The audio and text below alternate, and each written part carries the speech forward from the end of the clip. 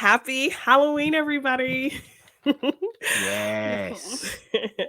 Wow, we have a lot to discuss today. We have the DC Universe finding its Kevin Feige.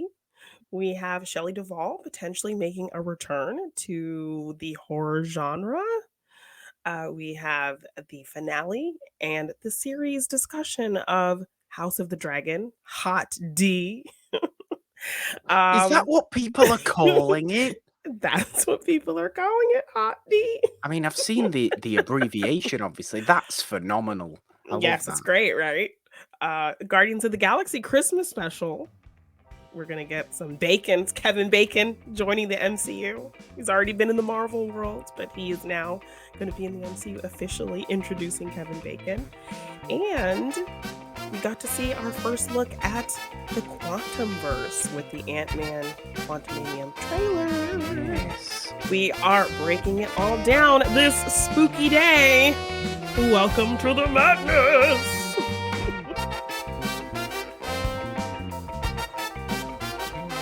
Happy Halloween, everybody, and welcome to Monday Madness with Morgan and the Machine. Or are we really Morgan and the Machine today?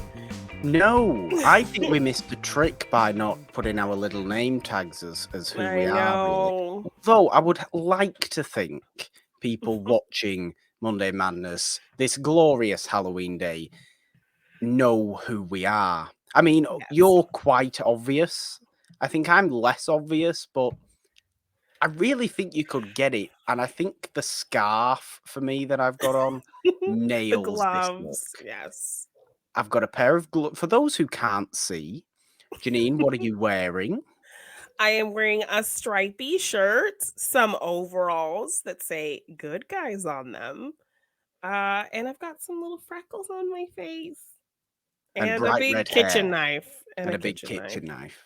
Is it got, real? Put it down. I've got kitchen knife hair clips as well. You have. That's impressive. I feel threatened with all the knives on the show, I'll be honest with you. Yes.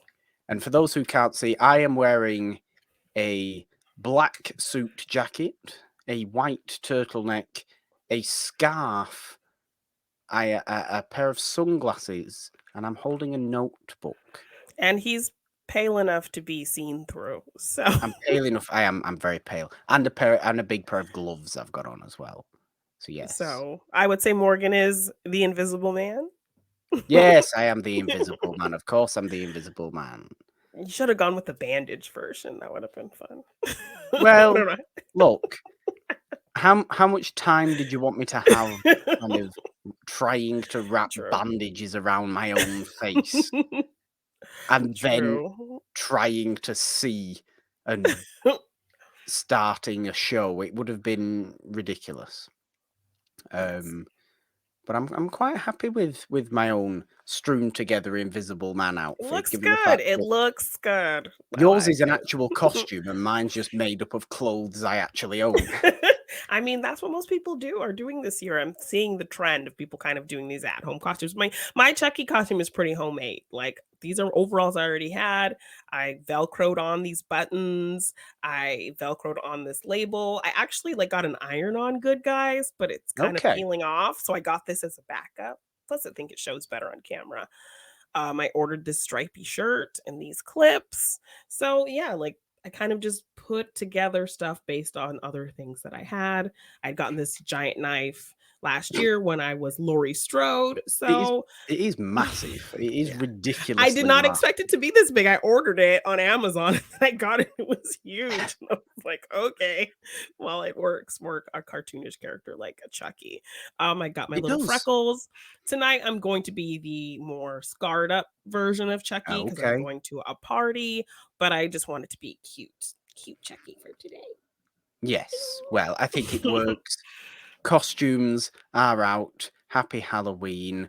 We will be talking about some Halloween memories as well today, but I think it is time to ask the question, Jeannine. I will actually put my notebook down, maybe take my gloves and sunglasses off at one point. So you can function a little more comfortably. So I think I can be somewhat comfortable. Should I ask the question, Jeannine? Yes. What is up, Jeannine? What A is up? lot. That is my impression of Claude Rains. It's not very good. It's more Ian McKellen than Claude Rains. I don't A know what I little was bit, a doing. little That was bit. Sup, Janine. We have a lot, Sup, We do. Morgan, An awful lot. today. Yes. Yes. So I recently saw an article that Shelley Duvall is making a return to movies after 20 years. She's Which going to is be wonderful news. Yes, I mean, she's kind of fallen on hard times. There was a whole kind of interview where I think Dr. Phil kind of exploited her and made her kind of look crazy and, you know, Isn't Dr. Phil supposed to be just a horrific human being, though? yes, like he's not even his license is like not even active, I think. So he's just kind of been doing the show with like a non-active practicing license. I really thought Um shows like that had died in about 2007. Yeah, so I don't yeah, obviously I think his show is totally done, but like yeah, I think a couple years ago I remember him doing an interview with her and they basically kind of just exploited her. So I think she was going through a lot of things and people kind of making fun of how she looks so different from how she used to look. I actually Which found this admittedly she does. I think yes. that has to be said. Yes. There's this TikToker who has devoted a whole account to Shelley Duvall. So she shares old pictures with her. She actually got to meet her and has struck up this friendship with her. So Oh, that's she has nice. all these nice videos spending time with her and just like, highlighting how wonderful she is and her great roles. And so I've loved kind of watching when those videos pop up on my feed of just celebrating Shelley Duvall. But yeah, I saw this article. She's going to be in this new movie coming out called The Forest Hills. It's an independent film. Uh, Edward Furlong is in it. Dee Wallace is in it. Written and directed by Scott Goldberg. So I believe that comes out next year. Synopsis reads: A man is tormented by nightmarish visions after enduring head trauma while camping in the Catskill Woods. And Oh, Shelley Duvall, I believe, plays that man's mother. So, okay.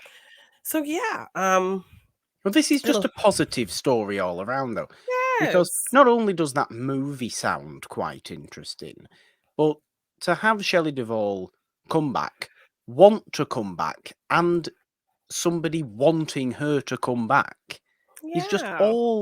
all sides of positivity. This is wonderful, wonderful news. She was a great, great actress, and I hope Yeah. she hasn't lost that in 20 years. I'm sure she hasn't. No, but, I'm sure she she's been hasn't. away, she's been through some things, so, yeah, hopefully this will, bring her back and bring her some joy in her life and have something positive for her, and yeah, that it was just really great news to see that she's coming back after so long, and I think it's come out, the treatment that she kind of endured during kind of her biggest role in The Shining, and Yeah, and and and so a lot of people advocating for her. She very much is kind of a Brendan Fraser and people really wanting to see good for her.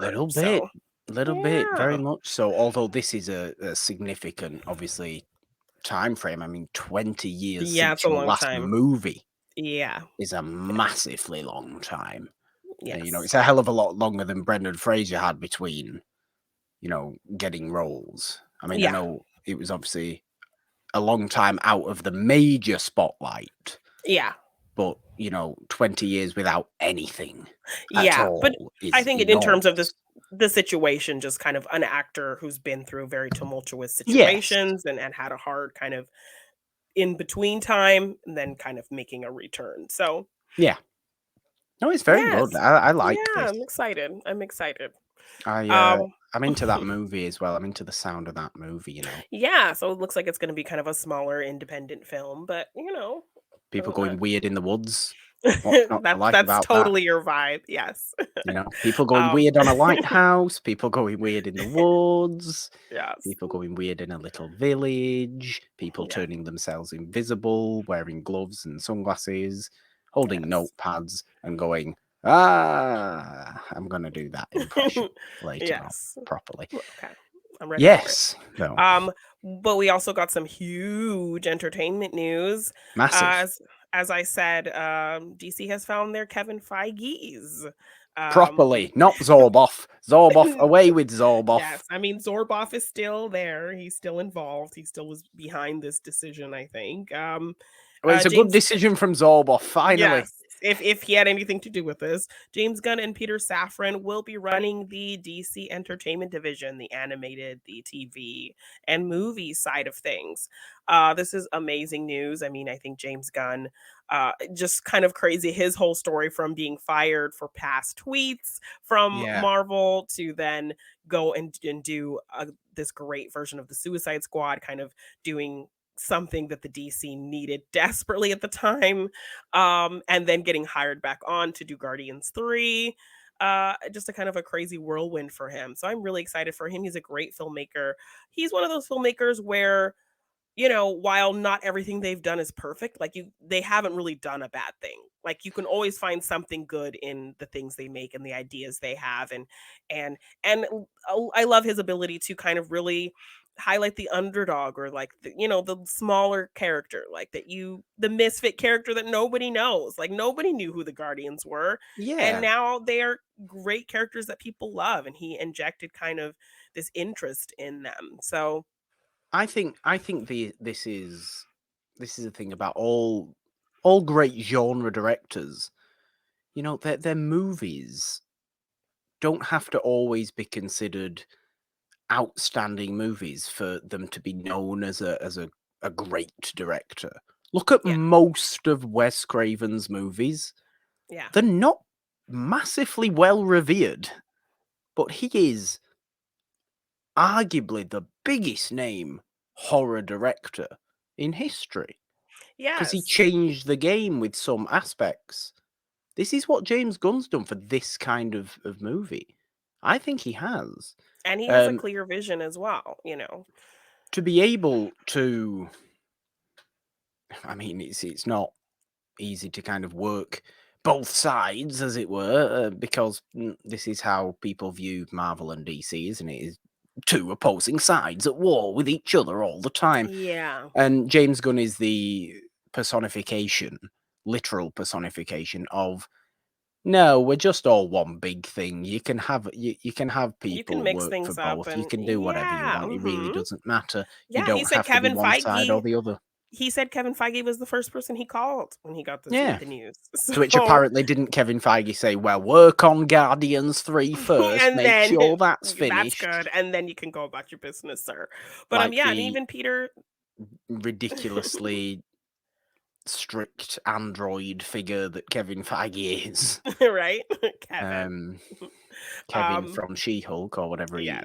he actually looks like underneath Yeah. his skin. He might be some sort of alien synthesoid himself, you Yeah, I don't mean, know. perhaps. I mean, to create all the things he has, that's very highly possible. But even Peter Conspiracy Safran, theory, sorry. yes. But Peter Safran, he's like a big producer. I think he's kind of behind the Conjuring universe, and I The think business his guy. yeah, so he's definitely really smart on the business end of things. So I think them together will really kind of breed some great content for DC and get kind of this universe back in gear. And, I like the idea of, not a hard and fast kind of connective story like MCU has done, because that took Yeah, years. we That spoke took about this years. last That week, took a didn't we? long time to really, and planning and organizing. DCEU tried to do that in a very rushed state, and it didn't work. So now that you've kind of established these characters with these great actors, you don't have to completely kill the universe. You can have them just kind of pop in each other's movies and just be a Yeah. presence with familiar actors that we know and love, and it doesn't have to be some big kind of connective story. So I'm hopeful that, that's kind of how the universe is going to go. And then still getting kind of interesting side films like the Batman and the Joker and things like Yeah. that aren't connected to anything. So And look, if James Gunn has made what is arguably the best connected universe DC movie in the Suicide yes. Squad, it Yes, definitely. kind of, it pretty much, I mean, you can have arguments about it, but it's He made great. us he It's a made us mourn wonderful, Rick wonderful Flag. movie. He made He us really mourn did. Rick Flag. He actually And did. And if you you saw how much kind of you hated Peacemaker. Once you watch that show, you will actually care about this man. So I'm excited for you to finally watch that show. We are going to have to do a whole Morgan hasn't seen TV edition and talk about Possibly. Peacemaker. But yes, like Possibly. at the end of that film, you hated the hell out of Peacemaker. But You this did. whole series, based because of Tim Gunn, you actually really kind of like Peacemaker. So I just have yeah. hope that now with him kind of heading the creative side of it, if Peter Safran's doing the business side of it, look, he's clearly a pretty smart business guy to have, you know, been the kind of money or the money side, the business side behind The Conjuring. That's massively successful, isn't it? I know he's produced other DC movies. I think he's done Aquaman, and did he do the Suicide Squad as well? Did he produce the Suicide Squad? Possibly. I'm not sure. Yeah. It seems like a really good partnership, and it seems like Yeah. a really good couple of choices. James Gunn obviously will be the main focus because he's creative director. So, you know, of DC, all the story elements or the character elements are coming from him. But given the fact that he has this history of kind of putting the little weird characters to the forefront and making them the best, just gets me way more excited to see totally different things from DC, which is exactly what they need to do, which is exactly what they've been better at doing. Yes. Than trying to just make. They have amazing characters. They do. Yeah. They do. They have amazing characters right through the tiers of characters as well. Yeah. That are just weird. Like, who cared about Polka Dot Man before James Gunn, David Dastmalchian, and the Suicide Squad came along? Yeah. Nobody, but everybody loved him in that movie. Yes. The weirdo. You know? He was a James weirdo. Gunn is doing so many great things with characters. So he's definitely the great person to be on that. And I think I called him Tim Gunn earlier. Apologies. You could go. I thought you said it's Halloween. I'm excited. But yeah, my friend. I don't know why I said Tim Gunn, but I don't know. I could call him Jim Gunn. He's my homie Jim. Hey Jimmy, Jimmy G. Yes, Jimmy G. Yeah, but Jimmy G definitely is the perfect person, and Peter Safran to kind of really handle the business production side of things. I think they're really gonna get some awesome stuff done. Maybe they will kidnap Zaslav and release Batgirl, you know, behind his back. I don't condone. Just tie him up and throw him in a closet for a few months. Let Batgirl have its release, be successful, and then you can bring him out and say, like, see, you were wrong.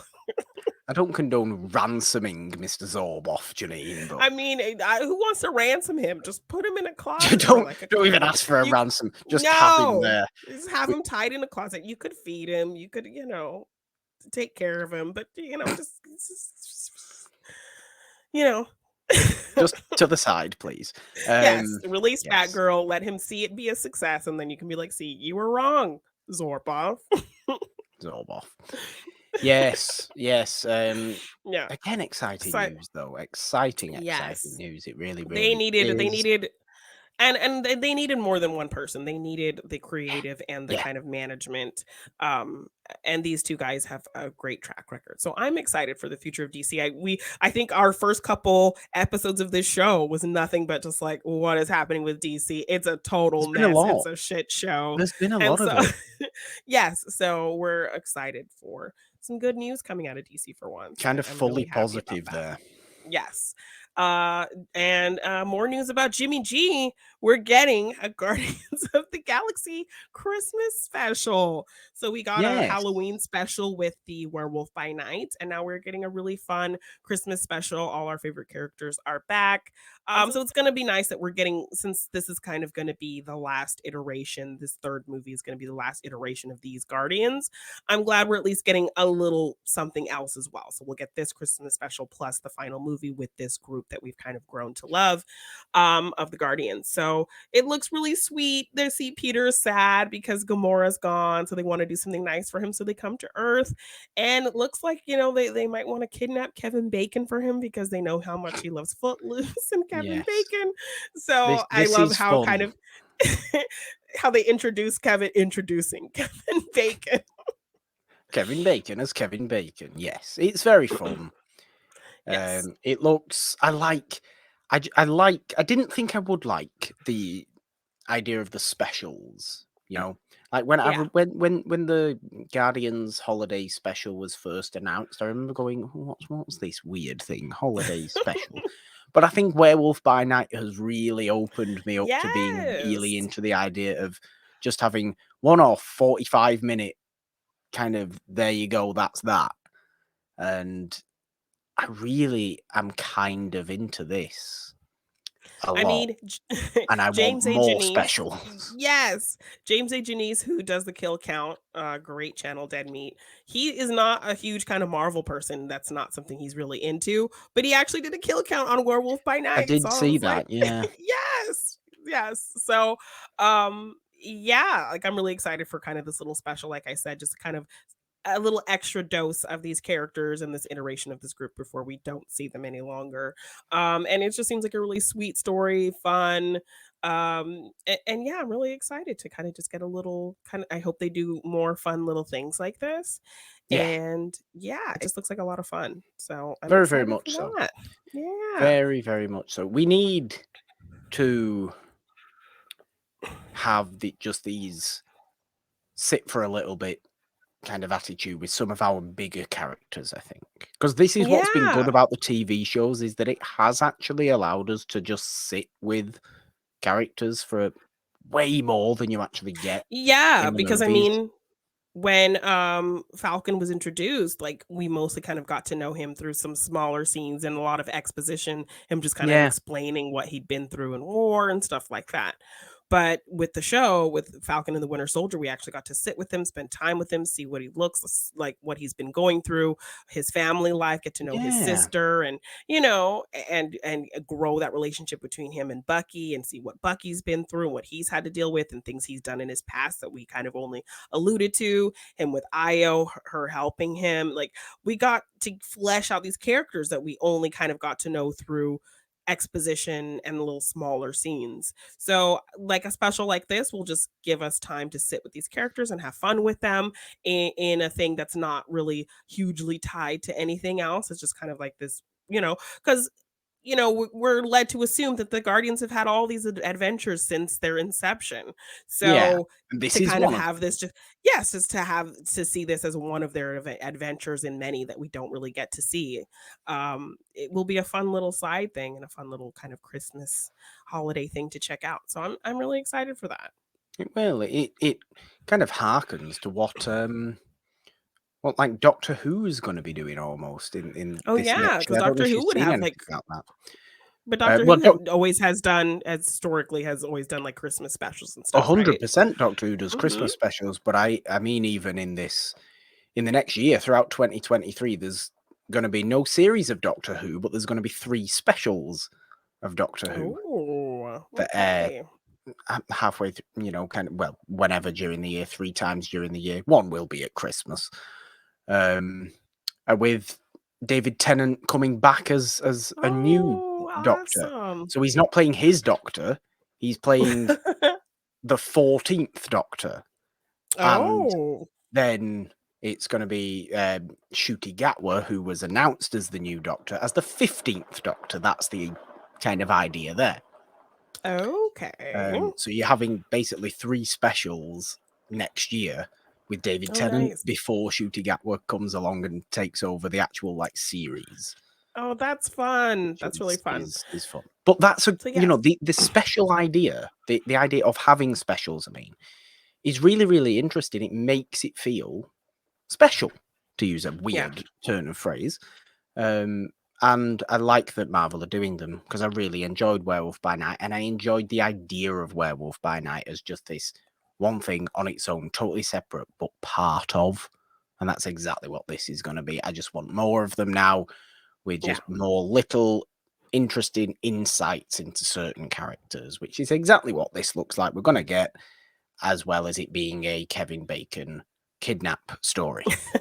Yes. Yes. See, he's already getting practice with kidnapping. So just do that to Zorboff and Do that to Zor. release the back. The Guardians of the Galaxy to do it to Zorboff. Well, maybe James Gunn, like you say, yes. Yes, He can do it to yes. Zorba. Yes. I love But how we we also call him Zorba. I know, it's great. Um, but we also got some more MCU fare with Oh, the yes. trailer for Ant-Man and the Wasp: Quantumania. So we got to kind of see Well, more. I mean, I think they showed clips at Comic-Con. They showed I got to see a little clip at D23. So this is actually a lot more fleshed out, and it actually didn't show the things that I saw at D23. okay. So yeah. Well, before we get into this, I know because I mean, by the time this comes out, I think that trailer, well, that trailer came out literally a week ago. I think it was last Monday that it Yeah. actually came out, which is rather annoying from a Monday Madness point of view. Yeah. But I did see as well that they're starting development on a Vision series as well. I think it's called Oh, I Vision hadn't heard that. Quest. Yes, Okay. Look at him starring all Paul cute. Bettany. About kind of where White Vision went. You know, when Okay. he kind of flew off and Yeah. on some sort of existential thought Journey. process at the end of WandaVision. So I think it's something to do with that. I've not heard anything. I don't think there is anything out about it apart Oh, from wow. Okay. I called hadn't heard Vision that. Quest and obviously Paul Bettany. But it's nice to know that more Vision. It's nice to know that more Vision's coming because we like Vision. Not Yes, Vision we in do. just like a conceptual sense, Vision as terms of a character. We Of like both. character. We Yes, like both. yes. Well, that's awesome because I think we're all that was a question left unanswered from WandaVision that we were all kind of like, is he going to pop up in Multiverse of Madness? Like, is he going to be Yes. referenced? Like, yeah. So I think we were all very curious about that. So yeah, that's awesome to hear. But yeah, we are getting into the Quantumania and Scott kind of being now, he was kind of always the the kind of teased and He losery was. version He's a character major player in the now. Avengers, and now, yeah, he's popular. People like him. Baskin Robbins is giving him his, his accolades. Someone in Starbucks mistakes him for Spider-Man or whatever that Yeah, weird right. I scene mean, in the another trailer was. insect-based hero. Um, he has a podcast, as we learned from Miss Marvel. He's written a Yes. book. He's getting a little cocky, so he's kind of annoying the family. Um, and then we have the whole kind of Cassie working, to create this kind of satellite. And Janet's Was like, nope. Cassie ever this supposedly clever? Did I mean, Cassie in Ant-Man when she was a little girl and just liked ugly unicorn things? it was a bite Didn't reference, seem to but me like she yes. would grow up to be a super It's so genius. She might be a ugly. super I genius. It's love it. fine. Well, I mean, I think what they're trying to say is that she was working on this all that whole time Scott was gone to try to find a way to bring him back. Well, that makes a little bit more sense. I mean, she's Okay. surrounded by scientists. Like, she's with Hank and Janet and Hope, Yes. and her Okay. dad as well, who are geniuses, tech geniuses. So, I mean, Right. Okay. Yes. Okay. If she's spending a lot of time with Hank she's and not Janet. hanging out with Bobby Cannavale and Judy Greer, for an extensive amount of time, I don't think, when she gets older. So yeah, I mean, I think it's fair to think that she got those smarts and Oh, developed this is those. okay then. Okay then. Yes, I don't Fair undercut enough. Cassie. I'm not undercutting. I'm just saying I don't know where this kind of late teenager came from the little girl we once knew. I know. Well, they did recast her. They did. With I think Catherine Newton's her name from Freaky Friday, or from Freaky. Oh yeah, the Freaky Friday remake. Or Yeah, the Freaky, Friday the horror Legacy Freaky, or yeah. whatever it was. No, it's the horror version of Oh, that's right. Yes, yes. Of course it was. Yes. From the same director of Happy Death Day. Yeah. So yeah, she's kind of created this satellite, sucks them all into the quantum realm, and Silly. so now they're kind of all wandering around, and I've seen a lot of comparisons to Spy Kids 3D and how the suits and the landscape looks, Look, which has been pretty comical. the thing is, it does look like a Spy Kids movie. I don't think the backgrounds look. I don't think the quantum realm itself looks looks phenomenal, but I'm not interested in how it looks. I don't care at this point how I it mean, could look like the laziest, worst CG possible. I'd still watch. I think a lot of people have talked about this phase just not having good CGI in general, I, like, you know. I think overall it probably doesn't, does it? But we know why. We know Yes. why, because of they're overworking people. So any complaints that you have has to go with that thought in your head, with that reasoning, with that kind of. We shouldn't really be mad at the guys making the effects because they Because didn't get yeah, enough they're time to do it you do that. as Yes, well as they they're being used very to do it. rushed. You know? Yes, because they would have a couple years in a movie and a couple years in a movie and maybe a year in a movie. But now they're getting TV shows and series and So specials and it's an awful lot. all of these things that they're having to work on. So, yeah, I think it's understandable. But if as long as the characters are doing holding strong, like I don't think it matters where they are really or what that looks like. No, Um ultimately, it's going to be interesting to spend extended time in the quantum realm because apparently the quantum realm, as far as Michelle Pfeiffer is concerned, isn't necessarily what you all thought it was. It's its own yes. weird universe And it feels like she's inside of our own universe. yes, and it feels like she's hiding things. Like she definitely was like, "Don't do that. Don't go there. What are you doing?" Like I think she has this whole secret relationship with Bill Murray's character, and I've seen some that theories was weird. about I didn't how even know Bill yeah, Murray was in this movie, especially after what yes. we spoke about like I last know, week. I know. So Bill Murray, I I had was no really idea like, he was in are this they gonna movie. cut him out of this trailer? Like I really expected them to cut him out of the trailer more, but he was in it. So He was. um yeah. So um yeah, I feel like she's hiding things. Like I've seen some theories talking about how maybe she actually was responsible for kind of trapping Kang down there so that he couldn't like get out and meddle and do things. I think she's been And in cahoots with Kang. I I feel like th- she's trapped him down there, and so yeah. he cannot escape, and that's what he wants Scott for, because Scott can get him the thing that'll help him get out of the quantum realm, perhaps. I mean that Um, makes logical sense. I so was I just feel like trying to Janet has create more to do drama. with things than she's saying. So I'm curious to see how she played because she seemed very much like, no, don't do that. No, there's more going on than you think, and like she seems to know quite a bit.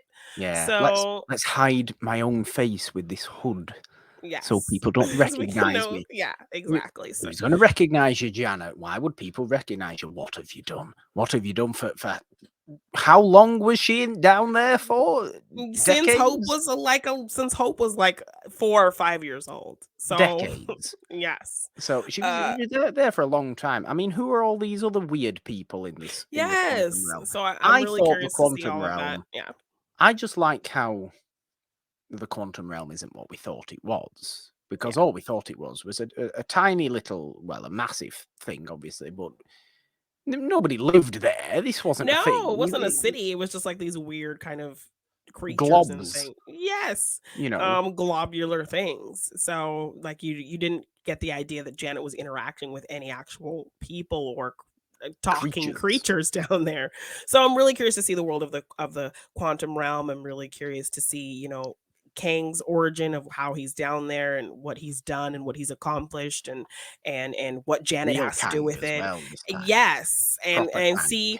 and see some kind of serious stakes for Scott as opposed to kind of just Yeah. like his kind of bottle episode, his kind of bubble of what kind of is going on in his sphere of things. I've heard rumors that Corey Stahl is going to come back in some way, like he got somehow Okay. sucked into some thing and is now some creepy thing in the quantum realm. uh our yellow jacket villain from the first Yeah. Ant-Man movie. So I'm just curious to see how this is going to go. I want to see a more kind of serious side of Ant-Man in that story. I I think think it's we'll going to be get very that. yes, I think it's going to be very comedic to start, but then like the clips they showed of Kang like threatening him and talking about killing him and like, oh, I've killed Avengers before. I don't remember you because I've killed so many Avengers. Like it seems like it's gonna get pretty dark for Scott. So And I'm curious. it'd be a welcome change, I think. Yeah, It's always interesting to see when characters who, for one particular tone kind of have to deal a movie, in a show, in a whatever with it, that's kind of going a completely different direction. It looks very, very interesting. It's obviously as well going to be a far more impactful movie in terms of the universe than, I mean, okay, Ant-Man and the Wasp was impactful in the sense that you learn how to travel through the time and all this bit and into the quantum realm and all this business. But in terms of literally having the major villain of this movie be the major villain of your entire saga at the minute. Yeah. That's pretty serious for to introduce him in this film. Movie, yes, you know, because I mean his movies have not always felt had before. No, they haven't had the bigger stakes. They have all kind of just been things that happen in San Francisco to Scott and his people without any kind of bigger repercussions. So to have his story kind of be, to have the smallest guy have the biggest kind of impact in where this phase and the next phases are going to go, I think it's really interesting to use Ant-Man for that. So I love Paul Rudd and I've loved him as Ant-Man. People kind of hate on those movies as some of their least favorite in the MCU. I would love them for kind of being their own kind of genre. Like that's why I really love the Winter Soldier, because that's kind of, you know, an espionage movie within the MCU. Ant-Man was a heist movie within the MCU. So I like that they kind of do genre films within this bigger story. So yeah, I like him kind of having now some bigger stakes for the smallest character. So yeah, I'm excited for that. I'm really excited for that.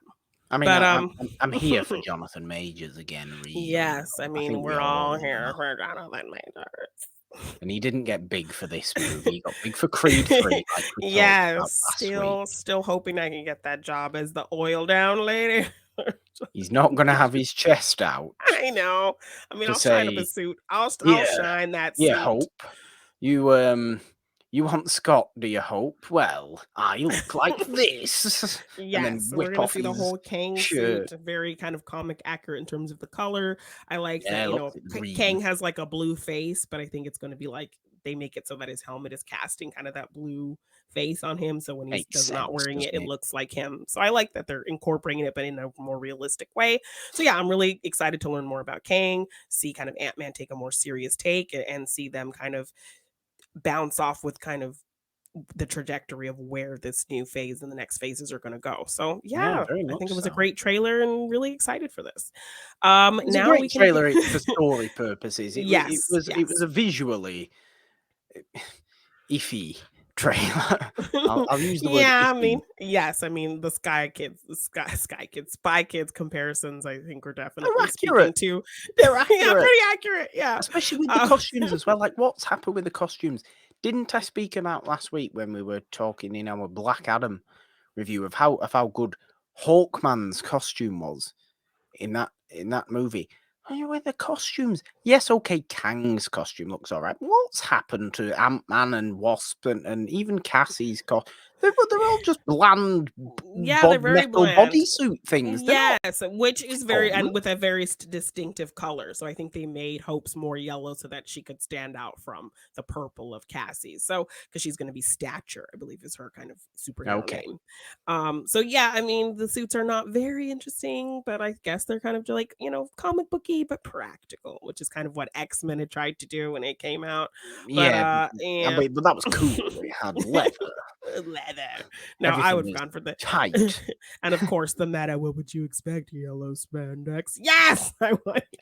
Yes, that is exactly what I want. Yes. So anyway, you know, if you like looking at James Marsden in leather, I mean, who doesn't? X-Men 2000, that's the movie for you. I know, yes. But yes, really excited for that. So let's move into our last topic in our What's Up section. We are talking about the finale of Hot D and the kind of the series as a whole, our thoughts on that.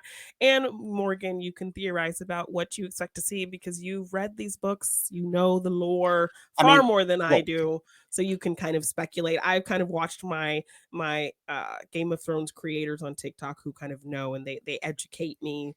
So like I kind of know a little bit of what potentially to expect, what characters we might see, but you could probably speak to that more. But first of all, what did you think of this finale? The finale itself, okay. So again, look, I just want to say we hate the fact that House of the Dragon airs on a Sunday I because we just know. haven't really been able to talk Because about it at all. yes, we've been wanting to do like an after show or something, but we'd have to do that during the week. We are 8 hours apart. It's We just not work. feasible. It's not feasible for us to do a show during the week with our time difference and everything else. So we haven't been able to kind of do a week to week talk about the show because Sunday is just split as our day for us. It is. But So look, please don't get me wrong. Please don't get me wrong. I think in particular, I'm an enormous Song of Ice and Fire fan. yes, he is. Game of Thrones fan and House of the Dragon fan, and have been talking about this with people since it started. Well, since House of the Dragon started talking about House of the Dragon. I mean, just unfortunately not a lot on our shows or anything on this show. But as a finale, look, I mean, you get a nice. Right, okay. As a finale to the series, what does it do that the other episodes don't? Nothing. It doesn't necessarily feel like a finale. It just is it just happens to be the last episode. You could still have an Of the episode next season, week. yeah. So in terms of it being structured as a finale, I don't necessarily think it is structured as a finale, but it does end with a massively significant turning point in the Dance with the Dragons, which is, of course, the death of Lucerys Velaryon. Oh, yes. But I do like, I'm led to believe from my, educational people on other platforms that it was a show choice to actually have some remorse there for that attack and death. Aemond was Yes. I have read Fire and Blood, and of course, House of the Dragon is based on a part of Fire and Blood Volume 1, which covers the Dance of the Dragons. This is what I think some people that I'm speaking to, that, okay, they're not kind of enormously kind of media centric like we are in our obsessive ways. Yes. I think some people have thought that the Dance with the Dragons was a book like that covered it all. Yeah. It's like, no, I've been telling you, it's literally just part of one half of one book, which is what it is. Yeah. And they just massively expanded on. But no, certainly Aemond was purposely trying to kill him out of vengeance and hate and all of that. So we saw that, and you thought that was where it was going to go. But when he was kind of like, no, stop, and like his dragon wasn't listening to him, and thing is, there's not much difference in character really between what I remember of Aemond in the book. But then I've got to keep remembering that Fire and Blood is actually in-world historical propaganda. It's written by a maester. It's not written as a third person. It's written as an in-world thing. It's written with a point of view. Not factually. It's written as propaganda for the winner.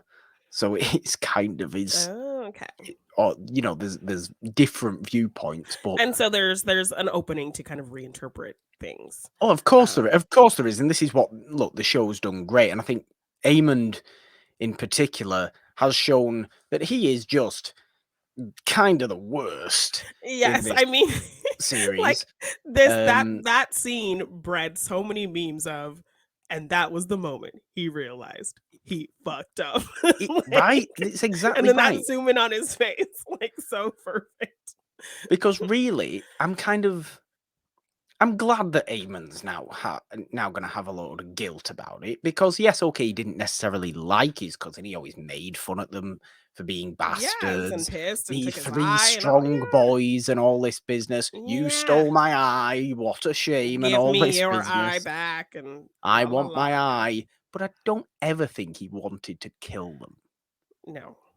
And he lost control of the biggest dragon there is. Yes, because like that size then difference. Stole in they the do first plenty. place. Yes, they do plenty of things to illustrate the size difference between those dragons, like the overhead shot, even him just arriving and you Yeah. see him kind of, tied up in the back. And then when he kills him, like that dragon looks like a fly, like an ant in comparison to him. It's Vhagar crazy. is a monster of a Yeah. dragon, an absolute monster. And you can tell because he kind of looks like it as well. He's got this really kind of big throat thing, Vhagar. Yes, he's got If this you've big noticed throat that, jowl. Yeah. he is just an absolute behemoth. Yeah. And that particular scene I thought was just brilliantly done. Yeah. Brilliantly done. Because I know, obviously, I knew that happened. I knew that was a massive turning point because it's a good setup, I suppose, in a way for season 2, which is going to be Rhaenyra going. You saw Rhaenyra in this last episode. Yes. You She saw was trying to Daemon. You saw Yes. Daemon be the one. Let's go to Wanting war. to We push love war. war. And she's like, no, I want to uphold my father's wishes. He wanted peace. Alicent is my friend. I feel like there's a modicum of peace that we can kind of, Yeah. we can control. Now But it's not now that. the loss now, and Aemon knows that what he did. Aemon does know that. He is aware of what he's done. And I like this comparison of just like how stupid Alicent's children are in comparison to Rhaenyra's children. Her children are sweet and they want to be supportive. They want to go into the action, whereas Alicent's kids just want to fuck around and like be idiots. So yeah, Aegon like, doesn't even want to be king. No. So Aemon's just in the terrible. yes, the illustration of how their children were raised, because despite Rhaenyra's kids being bastards and having to be put under all of this scrutiny and all of that, her sons still came out better than Alicent's children, who were privileged and pure blood and all of these things. Rhaenyra's children still turned out to be kind of better people and better sons. So the fact that this is kind of just another thing illustrated here, I think was really well done. All I'm going to say is that you're going to get quite a bit of in season 2. Let's get this out of the way. I loved House of the Dragon. I think it's brilliant. Yes, I really liked it. A phenomenal welcome back to Westeros after the bottle job that was season 8 of Game of Thrones. So heartbreaking. What a turnaround. This show makes me want to go back and rewatch Game of Thrones, even knowing that it's going to take that shitty turn. The problem is, like, I want to be steeped into this world again because of what this show is doing. You can go and watch you can go and rewatch Game of Thrones. If you go and rewatch Game of Thrones up until season 8, it will still be fine. It'll still be great. Think the end of season 7 is still a solid, reasonable ending. It's everyone coming together. You're super excited, and then you can just pretend like, oh, the show got. You can just pretend it got canceled. Yeah, I think I had sent you this acting kind of troupe did a whole kind of audio recording of a rewriting of season 8, and they recorded it with voices and all kinds of stuff, and it's like this audio kind of book they did rewriting that final season, and you can listen to it. I'll have to kind of see if I can find that, but honestly, what an unbelievable turnaround. Everybody is absolutely loving the hot D. Yes, I mean, Paddy Considine as oh my gosh, is just so good, unbelievable. And the fact that everybody's hyping up Olivia Cook now, and I met Olivia Cook in 2017 when she only had a few thousand fans from movies she'd done up until that point. She wasn't the massive name she now is after House of the Dragon. Yeah, I think we covered Thoroughbreds on the podcast. Like, so this was before Thoroughbreds. Wow. Okay. This was before Thoroughbreds. I always like reminding people as well that Olivia Cook's from like 15 minutes that way. Oh, nice. Okay. Because she's from Oldham, which is just North Manchester. In fact, isn't that where Benedict Wong's from? Benedict I Wong think from so. Oldham as well. Yeah, I think I remember you telling me that. Yeah. Benedict Wong, I think, is You from get all the Oldham as good well. ones. There's nobody cool from Fresno. But Olivia Cook's nailing it. I mean, Emma Darcy's nailing it. Everybody's So absolutely nailing these good. characters. So good. You're gonna feel more focused now if anybody had a problem with the kind of seemingly random time jumps. Although I think the time jumps. No, I think the time jumps worked really well.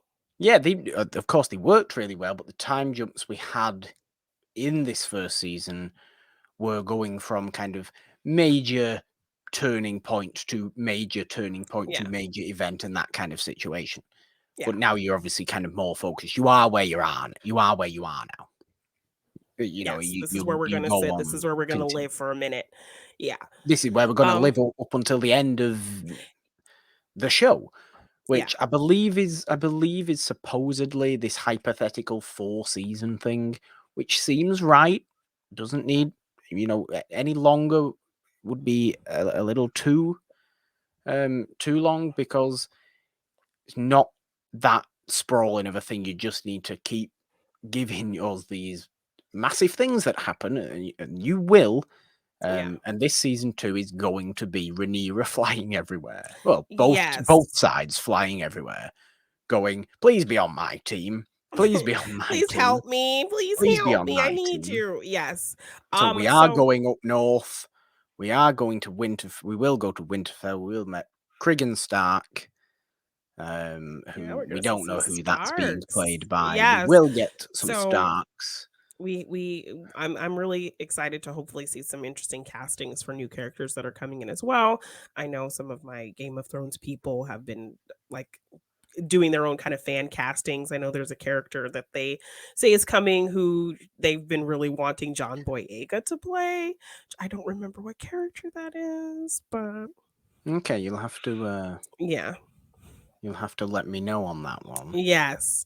But I mean, one question I had was, do you think to really seal the deal on Rhaenys kind of being support, will she tell her the truth about what happened to her son? Since that was not something that happened in the book and you can kind of predict. And do you think he'll come back to like help out in some way? No. Laenor and what was his name? Laenor's lover. I don't remember. No. What's his name? They're away. They're gone away. Yeah. Leave them there. They don't need to come back, but I hope that kind of does happen. Admittedly, I hope that Rhaenys, because that's one thing kind of holding Rhaenys back from supporting her. Yeah, 100% is because she thinks that she had something to do, her and Daemon had something to do with her son's death. So I feel like, will she kind of tell her that, it's a tough situation, obviously. It's a tough situation because if Laenor's still alive, her and Daemon's kids are illegitimate because there shouldn't have been able to be another marriage. Technically, that's true. Yeah, even though it's Targaryens, but is that worth the risk? So exactly, it's because I mean, as parents, is it going to be worth it to them to be like, okay, well, we know our son never wanted this. We know our son was never going to fit into this, whatever he needed to fit into. So we're happy he's safe. We're happy he's happy, and we can just keep this lie and sit on this. Look, because we know our son is okay. Like, is it going to be something like that? Like, I would like to think Rhaenys and Corlys are reasonable enough people to think that, but this is also Westeros. Nobody's reasonable. True, very true. Nobody's reasonable. Corlys is obsessed with his own legacy. Yeah, he's gonna want Laenor back. If Laenor's still alive, he's gonna go after him. That is true. You've got to assume something like that. So I don't know. And there's only small snippets that I actually do remember from reading Fire and Blood, because I read Fire and Blood when it came out, and forget a lot of stuff because there's a hell of a lot of dense knowledge about the world of Ice and Fire that you have to kind of try and keep in there. One thing I will say is that what we probably will get fairly early on in season 2 is, you just think of what's just happened to Rhaenyra's son to Mm-hmm. Lucerys, eaten by a dragon. Let's just say there's going to be some revenge on Rhaenyra's front.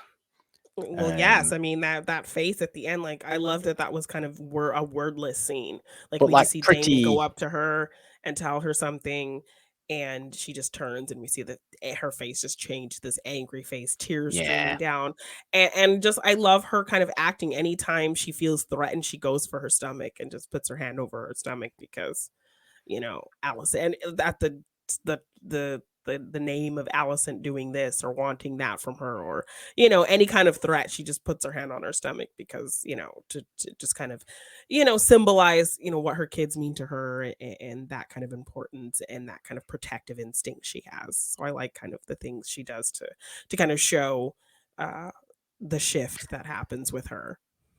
yeah. Well, I mean, we should, and it's kind of understandable in a way. We should remember, I think, to determine Rhaenyra as her and Emma Darcy as they, Yes. technically. Okay. So I Okay. just Okay. I Well, I, I, I thought you were talking about Rhaenyra, so it's like Well, no, Rhaenyra I'm talking.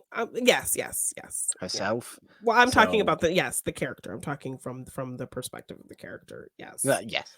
So I just wanted to Okay. Yes. clarify Thank you. that in No, case thank anybody you. was worrying or wondering or No, whatever. thank you. Thank you.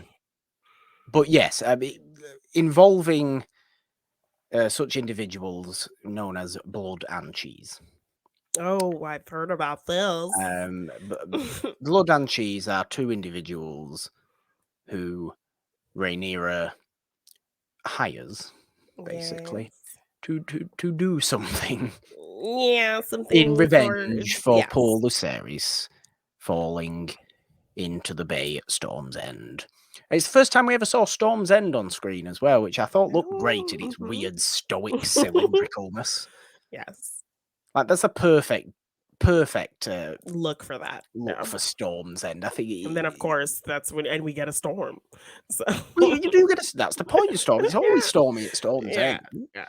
Always stormy at Storm's End.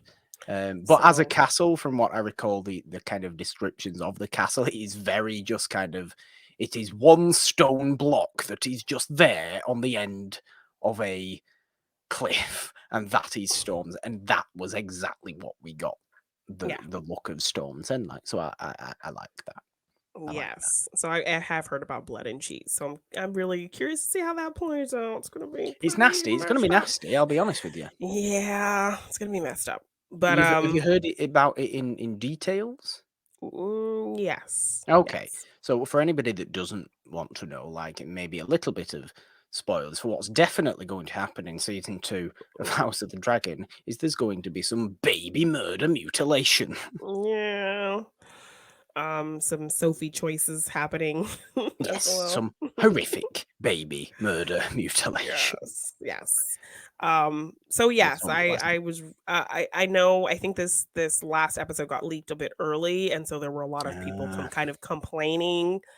Like people haven't been paying attention. They've been complaining about Damon choking out Rhaenyra because they feel like, okay, yes, this character has been an awful character, but when it comes to Rhaenyra, they've kind of seemed to have an equal relationship. He seems to respect her to some degree, love her to some degree. So to see him kind of choking her out, that felt very uncharacteristic. But no, I feel like it very much speaks to who he is of course it and does. what his motives are. So for people to be complaining about that felt kind of very strange to I, me. I So don't get it either. I mean, yeah. this is that scene has also both been explained by both Matt Smith and Emma Darcy. Yeah. So read what they had to say about it, because Yeah. just stop making it all about yourselves. Yes, You and you know, think they have this beautiful happy thing, but no, like they don't have a beautiful happy thing. It's a very kind of lustful relationship. it's very lustful, and I do think there is some respect there, but also he is out to kind of like, okay, I couldn't get the seat the way that I wanted to get Yeah, the seat. he's out I to can just get the seat. I can get the seat this way. I can get my war this way. I can, yeah. He's out for fulfill war. That's my all he needs. likes. Yeah, I can fulfill my needs this way. I respect this woman. Sure, I might love her, but what is love to me, who, you know, I have bigger prospects, and she can help me with my bigger prospects, and Yeah. that's fine. So, Yeah. like, I don't think it speaks away from what they've established with this character so far, but I think, you know, you've seen them be somewhat loving towards each other to a certain degree, so I think people just expect it. Oh, when it comes to her, he's not going to be like that, you know? Look, everybody's grey in Westeros. We know this. Yes. Yes. Everybody. So, you know, with people liking to be on one side or the other a hell of a lot of the time these days in on social media and what have you, the world of Ice and Fire is a tough place to be in because you can never be. I mean, fortunately, it is all about Team Black versus Team Green and all this Yeah. business. There's dreadful people on both sides. There's Yes. somewhat good people on both sides. But the show has actually made you, like, kind of pick a side and lean The towards a show has side. definitely made you pick a side in Yes. this season. You are Yeah. 100% behind Rhaenyra. Yes. You are 100% behind Perspective that they've given us, I think, is really kind of smart because, you know, you could probably it had they framed it differently, you know, and focused more on, you know, what Allison has been going through and her struggles and all, you Yeah, know, everything like that, which they've shown a few moments like that. But, you know, considering how they framed it around Rhaenyra and seeing her start and seeing, you know, what her father wanted for her to be the heir and, you know, yeah, just this whole kind of finale, her, you know, despite everything wanting to, you know, the sneaky way they kind of tried to take the throne from her and all of these things, she still wants to maintain that peace, you know, to honor her father. And yeah. so you do care about her and you do feel like, you know, she is, even though she's kind of done some terrible things, um, we still want her to win. So I like that they've been able to kind of show the gray, but still somehow frame it from her perspective to where we're still kind of with her. The I think fact that was is, kind of a cool thing. it's a great show, and Yes. I really don't like how we're not going to get any more of it until most likely I now know. Ugh, 2024. it's so long. It's so long. I mean, I So don't want them to rush it and try and bring it out, you know, at the yeah, same time next year. If they need to take the time until spring craft the 2024, do it story, in then do spring it. 2024. Exactly. So You know, I'm excited. I really loved this show. I wasn't sure because, you know, I think that last season kind of left a bad taste in everyone's mouth. As someone who doesn't really know the books or anything like that, who just knows kind of the world in general, I really loved this show and I'm excited to see it come back. And I thought this was a solid, you know, first season kind of finale, even though it didn't feel like a finale, it just felt like, you know, yeah, okay, next episode next week. yeah, No, but but no, yeah, a great way to kind of like to close it with just kind of silence, and they've established it so well that we know what's coming from this. Even if yes, you're not a book reader, you know what transpired at the end, what that means. And to leave us with that, I think was really well done. So yeah. yeah, I'm excited for more Hadi. Oh, absolutely. And look, I know, and many others know what's coming at the end of all this, what basically ends the Dance with the Dragons, how it comes to an end. I mean, are you aware of this? Are you aware of the kind of big final Not person-to-person battle of the Dance with the Dragons? not the big final thing. Like I kind Basically of the big final thing, or the pretty significant end thing. You're gonna be or is going to be Daemon versus Aemond on Dragonback. oh, okay. I Above like the that. God's Eye Lake near Harrenhal. Okay. I'm That down we for never that. saw in Game of Thrones. We never saw the God's Eye. The God's Eye is a weird mystic place in Westeros anyway. But it's Dragon on Dragonback, Daemon versus Aemond. Okay. Well, we'll have to try to. Well, we have 2 years to plan and figure out how we're going to do some kind of after show or I live suppose so. discussion or weekly thing, even though the show releases on a For Sunday, which season 2. sucks.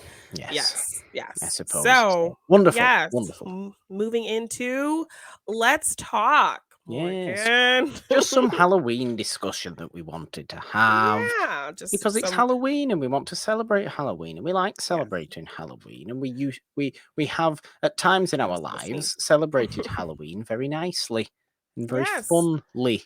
That's not a word. Surprisingly, my Surprisingly. my Halloween things are not like actually like huge bombastic things for Halloween. It's just kind of the more simple moments of Halloween that Yeah. I've enjoyed. And also just kind of some costumes. Have you seen any like crazy costumes that you want to share? I just as far as costume, this is what we're just going to talk about for a little bit now, isn't it? Before we end with a little game. I just am always quite sad, really, as I've grown older. Yeah. Because when you were young, when everybody was, I don't know. I suppose it's probably different in the US, but when I was young, Halloween was very, very scary focused. Yeah. Like everybody's costumes had to be something related to horror, spookiness, scariness, whatever.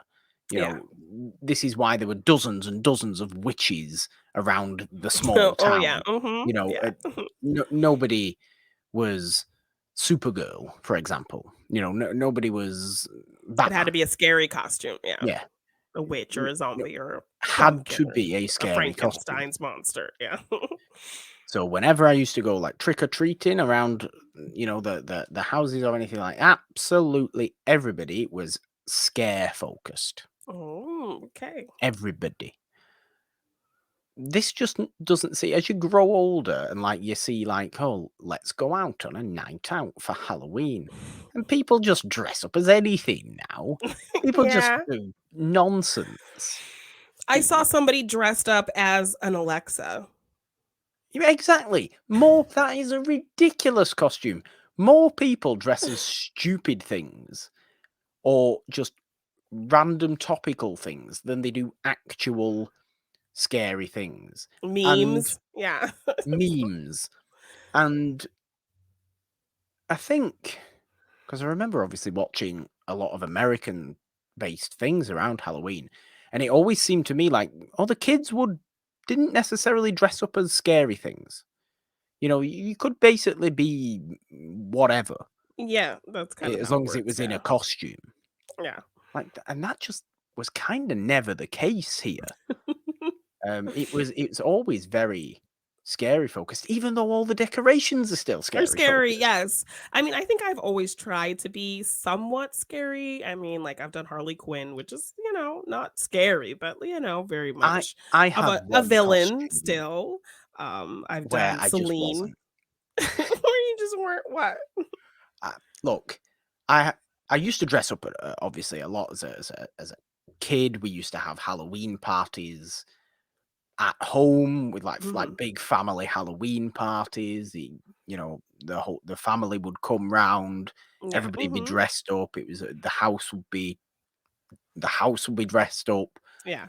and kind of we'd switch the light bulbs out for green light bulbs and things like this. It was Oh. really, really impressively done. Yeah. Um, and I remember for a good few years we would have these, and people would dress up because you know how I am. I would take it ridiculously seriously. Come up with Yes. some sort of elaborate story for how I would introduce my costume to the world. Oh my goodness. Um, for example, I remember once. I don't know. I don't know why I'm like. I don't know why I was like this. I don't know why I probably still am like this. Um, going upstairs, making some sort of pretending I was being attacked, like making a load of noise, howling like a wolf, and then running downstairs on all fours with a wolf mask on, You as though I'd transforming. transformed, Werewolf of London right there. as though I'd. Ooh, Werewolf of London. We could play that song if we wanted to. Ooh. Yes, we could. For some reason, I remember doing that. I was Frankenstein's monster as a child. I've been Dracula as a child. Of course. You've been all the Universal monsters that are I sitting haven't been right all, behind but I've you. now actually. This is the first time I've ever done an Invisible Man actually, and I am quite Yes. actually I pleased with mean, it. you've been all the ones that are sitting behind you. Um, yeah, I mean, I haven't done like an Edgar Allan Poe or a Vincent Price. Yes. I mean, To do a Vincent Price you'd would have to just shave require. off. I wouldn't though, would I? Because Vincent Price had a beard in some of his roles. But people don't. Oh, yeah, that's true. That's true. Vincent Price did have a beard in some of You his would roles, just have but to darken your I mustache, would have right? to dye it. I would have to dye it, which I Yeah. would be unwilling to do, I think, because I once tried dyeing my beard green for Joker, and it just didn't work. Oh my gosh. It really didn't Did you work. try to do a Caesar Romero? I don't know. I don't know. It came out really weird. I've done. I've dressed as Jokers. Okay. I've Yeah. dressed as a very small child, like you do with like toddlers and things like that. You put a pumpkin costume on them and call it a day. Oh yeah, call it. That's their costume. Yeah. No. I've done Harley Quinn several times. I've done Celine from Underworld. I was Daphne from Scooby Doo Yeah. last year, so still very much in the spooky vein. I mean, I could do my Velma one, which is just my orange It's great. turtleneck and my Making glasses. glasses. Yeah. I mean, I could take it all the way and put like a skirt on instead, but I mean, I could do. You could definitely do I that. could do if I wanted mean, to gender bend Velma. I mean, very much on Harry Styles' essence. Um, So, I mean, yeah, like I think I always lean towards the scarier costume. I always love kind of piecing my costumes together as opposed to just buying a costume from a bag. Like this Yeah. Chucky, like I said, was just kind of pieces I had, and I found pieces that could relate and put it together. When I did a Harley Quinn, those were all individual pieces I found and put together. I didn't just buy a Harley Quinn costume. So and it was really fun kind of organizing and finding those pieces. So that's kind of how I always feel about kind of costumes. I do lean towards them, maybe scarier, spookier, and I do like to kind of custom it to me and use my own things to put it together. The thing is, like, from a box costumes, from a bag costumes are always dreadful. I know. I mean, Always once I was a shockingly bad. bee, I think the last costume I bought was in my 20s, my early 20s was like a sexy bee costume, which I A still bee? have. Yes. Why? I don't Why a know. bee? I don't know. I thought the dress was cute. It was like stripy and had a little tutu on it. Had like little fuzzy leggings. It came with the wings and the antenna. I Look, I don't know why I'm judging, because I haven't even disclosed the stupidest Halloween costume I've ever done in my entire life, which was in my first year of university. It must have been my first year. I went as Green Man from Always Sunny in Philadelphia, which was just me wearing a full luminous green skin suit. what? Yeah, and nothing else, and nothing Oh my else. goodness. Like my underwear under it. That was it. It was freezing. Oh my gosh, Morgan. Sounds dreadful. Like a really Oh my tight, gosh. bright green Green. I've seen those. skin suit. Yes. Yes. They Like, make those as now though in you'd every wear. color. I could have worn that as to be the Invisible Man and done like a weird Oh my green gosh, screen green thing. screen. You could have done that. That would have been very Oh, what a impressive. missed opportunity. That would I have been could have been very impressive. actually the Invisible Yes. Man. Well, at the end, at the end of this video, I want you to cut in yourself doing the invisible. Oh no, that'd be Please, you have to cut it in. You have to cut it, please. Oh, yeah, but I mean, I thought you meant like do the effects of turning myself invisible and all that thing. No, I'll do that. I'll do that. Yes, I'll do that. That's fine. But yes, I mean some costumes I've seen a couple of very offensive costumes this year. I don't think I've ever seen an offensive costume. The stupidest mean- one, my best friend once dressed up as a hot dog.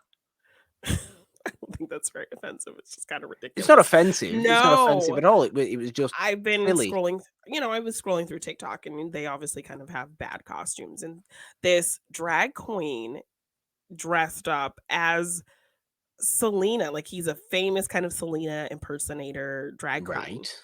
He decided to do gunshot Selena, like with the bullet wound of, Yes. Why would you do? Why Well, would you I do saw that that? literally. I saw that literally this morning, and I'm just like, and somebody was like, of course, talking about how offensive and wrong that was. Like, why would you even think that's okay? Like, why? Why, Um, why not just go as her?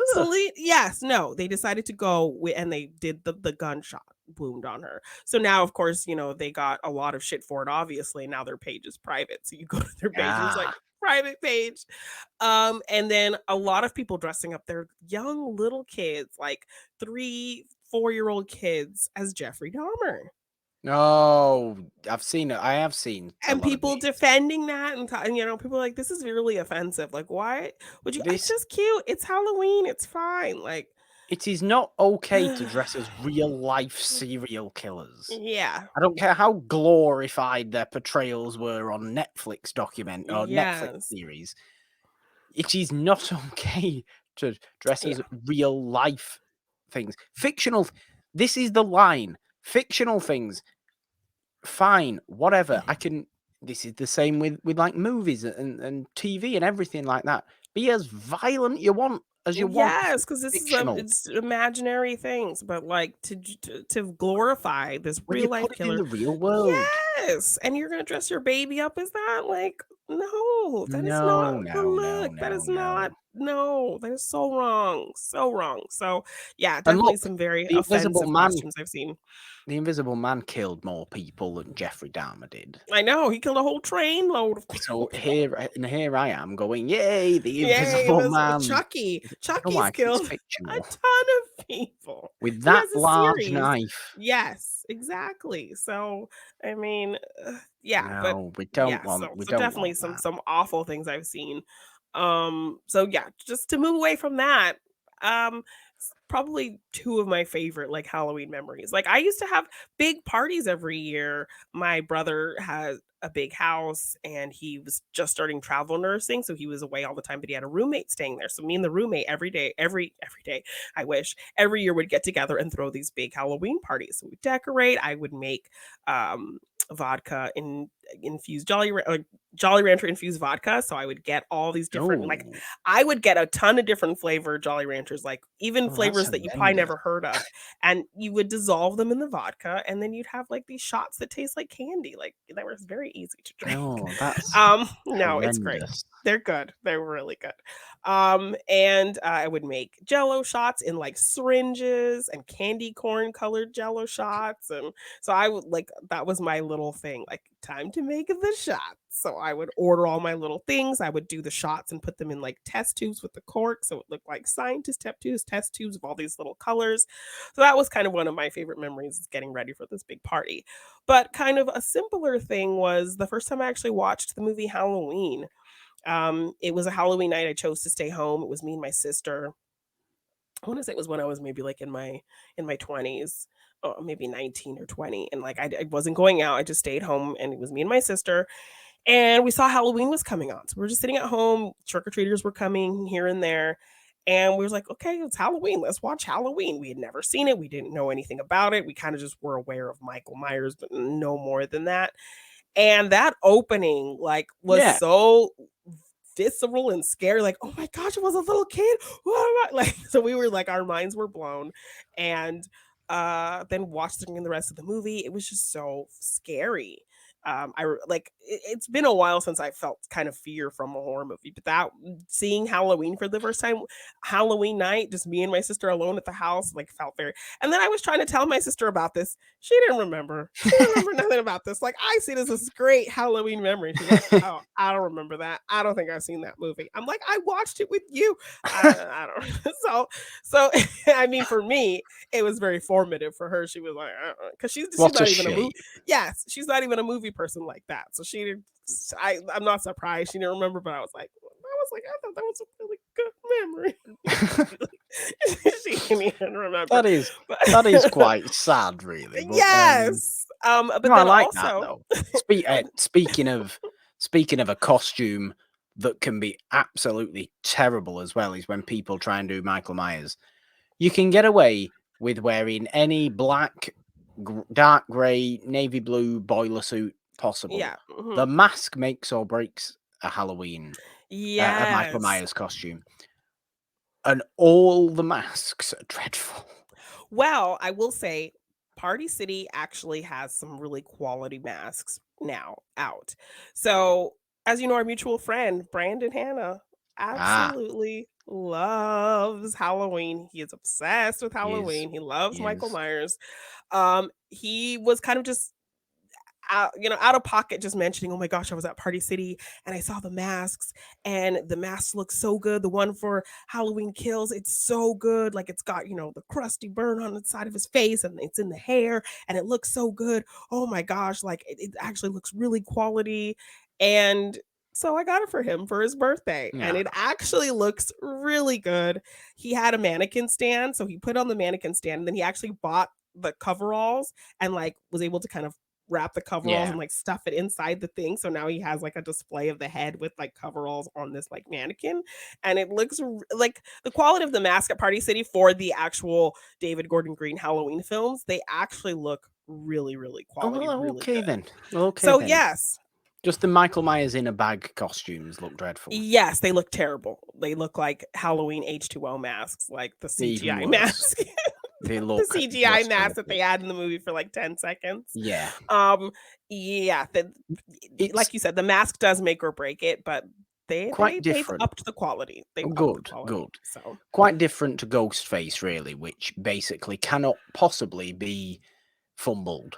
I know If you go as you can, Ghostface, it's it's pretty the most straightforward. accurate possible Ghostface you could go as. Yeah. Big black cloak and that mask. You can't do that mask any Jason, differently. you can't really mess up Jason Jason Voorhees, either. you can't mess it. I suppose quality of plastic. If it looks too Yes, shiny, if it looks but too clean, if it yeah, yeah. but Ghostface mask you can't because That it's just face. that. It's Yeah. You cannot mess it up. I've gone as Ghostface in the past. I think I've dressed as Ghostface Yeah, on so you've something had the we mask did before. I once. think I think last year maybe I think I had my Jason mask and you had your Ghostface Yeah, mask. So yeah, I mean Michael Myers is always that touchy one. It's because it could look so off. yeah. Um, but yeah, like Halloween costumes are so fun. I actually another memory I really was happy about was New Rock Stars, a YouTube channel I think I'm sure most people are familiar with. They a couple years ago actually did like a costume contest on their channel. And so they were giving away, I think, gift cards for Fandango, so you could like buy movie tickets and stuff. So first place was like $100 gift card, second place was a $75 gift card, and third place was a $50 gift card. So I submitted a Shaun of the Dead outfit where I had, my white shirt and, I had the name tag, but I did kind of like a cute version, like an apocalyptic kind of version. I was wearing like Okay. instead of like work slacks, I was wearing kind of like ripped black jeans and like combat boots, and I had like the red tie on my head and kind of dirtied my face up. I had the cricket bat, so Shaun of the Dead, and put some blood. And I won second place in the new Mm, Rockstars costume contest and okay. won a $75 Fandango gift card. So that was Lovely. that was pretty fun. Yeah. Very nice. Yeah. I mean, look, I suppose whether it's a Halloween memory or just kind of a spooky family memory that I have is, well, my nan always did Halloween correctly Yeah. when we were young. She's a fan of spooky things. She's a fan of Halloween and creepy things like that. And is wonderful for it. Yes. She was 100% probably in the best costume every year when we used to have family parties, Oh, yay. at our house. Whether she'd still get in all the get up now, well, she probably would. To be fair, she probably would. I Going can see it in. happening, Yeah. 100%. But I suppose it's not a Halloween memory really, as much as it's just my nan did Halloween very, very well. Oh, Put a lot of yay. effort Effort and and focus into yes. Halloween, and would always terrify us. That's me, my brother, and four cousins with stories of the witch that lived in the house behind. Oh, yes, I remember you telling me about this. I possibly have told this story something before. Um, we would go from school every Friday to my nan and granddad's, and every week it'd be the exact same story. Oh, I woke up this morning, looked out of the back window, saw the witch in her back garden picking up frogs' legs off the grass. Oh my god! And walking into a shed. You know what she's got in that shed, don't you? Cauldron, load of potions in that shed. Like, oh and we're sat there going, "Oh no, the oh my witch! gosh, this witch is gonna get us!" Don't kick the football into the witch's garden. You Oh won't my be God. able to get it." Oh no, we were terrified of the witch. The fact is, I never saw the witch either. No, Dan just built that up. I never saw this. Oh, she was just an old woman. She existed. This Oh, so woman she was a real existed. She person? was a real person. There was a house there and a garden, everything like that. You could go upstairs, look out of the back window and see the witch's garden. Oh my gosh. You know, that apparently That's had been, hilarious. you know, a lot of nefarious activities had been spotted in. But she would terrify us with stories about the witch. I remember when the witch died. Apparently, I refer to her as the witch because I don't know her name. Oh no. I do remember, however, that I think she was 102 when she died. I remember them telling me she was 102. Oh my gosh. And this, I don't know when. I can't remember when that was. It was at an age where I think she'd stopped telling us about the witch at this point. Because I'm sure she kind of figured they're not going to believe this crap anymore. Probably. But yeah, it was the same story every time. Yay. Obsessed with spooky things, obsessed with terrifying people. Because yeah, like I mean, I didn't really have grandparents like that, so yeah, you know, this is my dad's mom. Yes, like I didn't really have grandparents in my life like that, so like that's so fun that she loved Halloween and spooky always watches season Hocus Pocus. Always watches Hocus Pocus. Yay for Nan. Well, Always, yes, always. great Halloween memories, so much fun. But you know what else is fun? Fun and games is fun. Yes. Fun and games is fun, Jeannine. Yes. We're going to do a little something interesting, aren't we, today? Yes, we're gonna do a loose version, I think, of Doug Benson on his show, Doug Loves Movies, where he kind of does an IMDb game where you kind of have to take somebody's, you know, take a film's kind of top 5 or 6 billed actors, name them off, and the other person has to guess like what movie you're talking about. Yes. So, yes. I think this is what we're going to do today. How many we're going to do? I mean, what should we say? Maybe 3 each, something like that. Yes, I think that's good. We're going to pick a movie, and we're going to try and guess the movie based on the actors in the movie, going from kind of relatively well-known but least which, all the way up to the most well-known actor from that movie. Horror edition, of course, given the fact it is Halloween and we're celebrating Halloween. So we do have to get IMDb open, which is always a fuss, isn't it, on our phones? Yes. We're not cheating.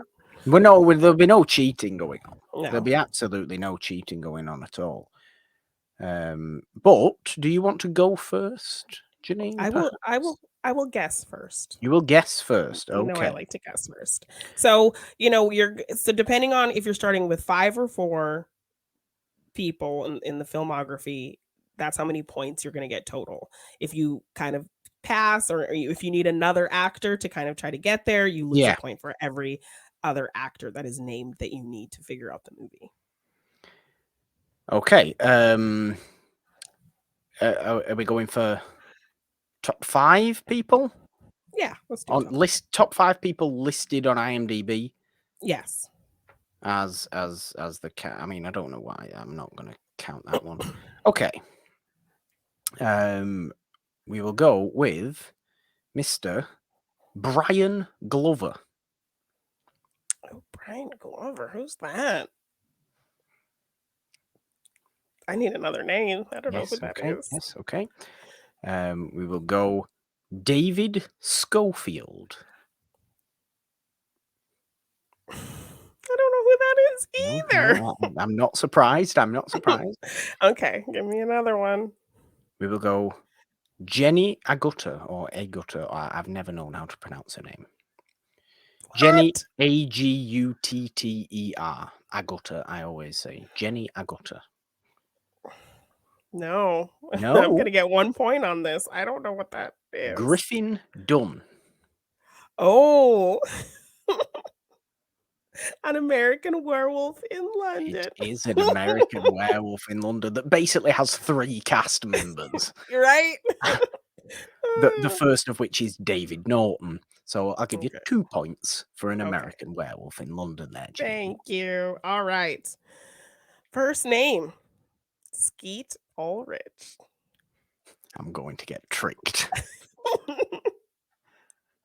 This is a trick. This is a trick. This might not be a trick. So if I guess the movie, do I not like? Does it just cancel? Do I have to? You get all the points. You get 5 points. You get 5 points if you guess it from this first name. Give me the 4th. Rachel True. Oh dear. Oh no, that doesn't make sense. Rachel True. The Craft. That is correct. Yes. Damn you. Yes. Watching Black Noir. Yes, The Craft. We like The Craft. Yes. Okay. Ooh, number 2. We will go Bela Lugosi. Oh, see, yeah, you're tricking me. Another name. Ralph Bellamy.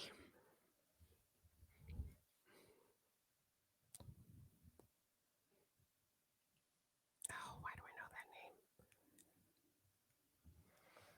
Oh, you will know Ralph Bellamy. Yes. I know that name, but I can't picture who it is. One more. Warren William. You're picking all these. Warren Williams is a good actor. Good pre-code actor, actually, Warren William, to be fair. Do I just guess or do I just guess? And just remember, it goes from least to highest. I know. Lowest to highest. Yeah, that is true.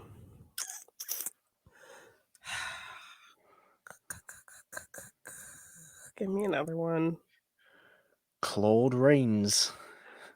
Ah! Myself. Yes, Claude I know. Rains. Hello. I'll put my gloves and my sunglasses back on, should I? They've done all kinds of movies. I don't know. I'm just gonna say The Wolf Man. It is The Wolf Man. The last one would have been Lon Chaney Jr. Yes. Yes, it is The Wolf Man. 2 points for The Wolf Man. Okay. All right. Jeffrey Combs. No. Yeah, I'm gonna need another, aren't I? John Aston. I've got an inkling of what this might be. If I'm remembering it right, and that is the movie I'm thinking of, is this The Frighteners? I hate you. Yes. Damn it. Yes. He's not gonna remember that movie. Yes, The Frighteners. Oh, yes, this is great. Okay, Jeannine, for a last one. It's only a quick game today. It's a little bit of a shorter show because, fun Halloween things are Halloweeny, and Halloween weekend is always busy, Jeannine. Yes. Okay, last one. Let's think of a last one. What could your last one be? Do you have like your third one up and ready? No. I'm still kind of trying to think about how to stump you. Okay, I haven't even thought of. We haven't even thought about these before. We're just like, we'll pick these on the fly. It'll be easy. Pick these on the fly, and it's surprisingly not tough. easy. Oh, let's have a look at my own movie collection. Cheater. Perhaps. Let's do that. I know. Like, Let's do that. Okay. This might be worth doing. Okay. Fifth is Michael Dante. No idea. yeah, I don't know who that is. Yep. Okay. No idea who Michael Dante is. Understandable, really. Elsa Lanchester. Oh, I'm just going to say, I'm just Just say you're going to give a final answer simply because of Elsa Lanchester. Yes. Because you have to for points. Yes. Okay. The Bride of Frankenstein. No, it's not The Bride of Frankenstein. Third, Sondra Locke. Second, Ernest Borgnine. And first, Bruce Davison. It's Willard. Willard's back. Oh my gosh. Willard's I hate back. you. I hate you so much. Yes. No points. Jeannine finishes with a total of 4 points. I'm already on 8. Yes. Lucky you. Okay. Last one. Christopher Stone. Oh, yeah, go again. Ed Lautner or Ed Lauder. Ooh, why do I recognize that name? Yeah, go again though. Danny Pintero. Go again. Daniel Hugh Kelly. Oh. No, I'm gonna need them all. What the Is that them all? Yeah, one more. There's one more. Oh yeah, the second one. Yeah, the second one. Yeah. This is the last one. Oh, this is the last one? Yeah. I thought it was yeah, they named 5. Okay, yeah, the last one then. D. Wallace. D. Wallace, okay. Yeah, I know. Yes, okay. This is The Howling then. No, it's not The Howling. What is it? Cujo. Cujo. Okay, fair enough. Yes. Lovely. And you know, I like that game. Yes. I like that game. I know it was a quick little game today. That's because it's been a little bit of a quick little show, but a Halloween focused show. Whole bunch of craziness in the WhatsApp, though, it must be said, but a lot of positivity today, Jeannine. Yes. On Monday Madness, and that makes a welcome change, doesn't it? Yes, there's always negative things happening, but yeah, we had a pretty positive day talking about memories and good news in the world of entertainment. Yes. Some fun memories. Yes. Yay, Halloween. Yay, Halloween. The Invisible Man, the sunglasses will go back on. But, Jeannine, this show, Monday Madness, is not the only show we have on the YouTube channel, the It's a Wonderful Podcast YouTube channel, nor is it the only thing we have on the podcast feed, is it? It is not, of course, on the podcast feed. We also have Morgan Hasn't Seen every Wednesday, where I force you to watch things you haven't seen. And we will be getting into another director who's worked with Dee Wallace, another horror actress who deserves some love.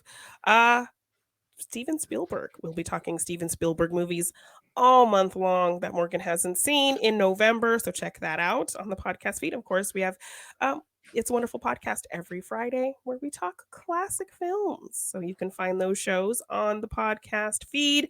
On the channel, you can find fun watch-alongs. We did a really fun Howling watch-along. I think that's why Morgan was in the Howling mindset. I was just Dee Wallace focused. Yes.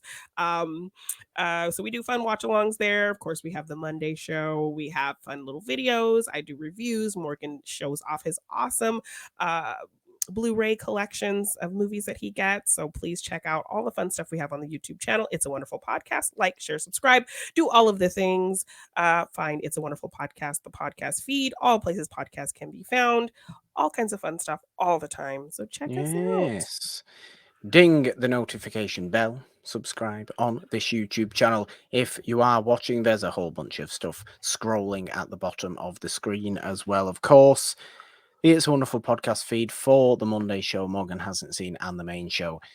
Monday, Wednesday, Friday on Anchor, Apple Podcast, Spotify, Stitcher, Google Podcasts, Castbox, Amazon Music, and everywhere else. All that fun stuff on this YouTube channel.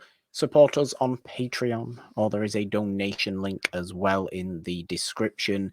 If you are feeling particularly generous, we cannot do what we do without that generous support, and we love all our wonderful patrons very, very dearly. We do. We certainly do. Twitter, at It's a Wonderful One for the show. You can find me on Twitter at the Purple Don with a 3 instead of the E in there because, Jeannine. 3 is the magic number. On Instagram at the Purple Don. All your spooky stuff is where? You can find me at Jeannine Devine _ on Twitter, Jeannine Devine on Instagram and TikTok. If you want to get any merch for any of our shows, you can find that at our Teespring shop. Link has been scrolling below. You can find it in the description or just search It's a Wonderful Podcast on teespring.com. If you want to purchase any of my art in print form, you can find that at my Big Cartel shop, g9design.bigcartel.com.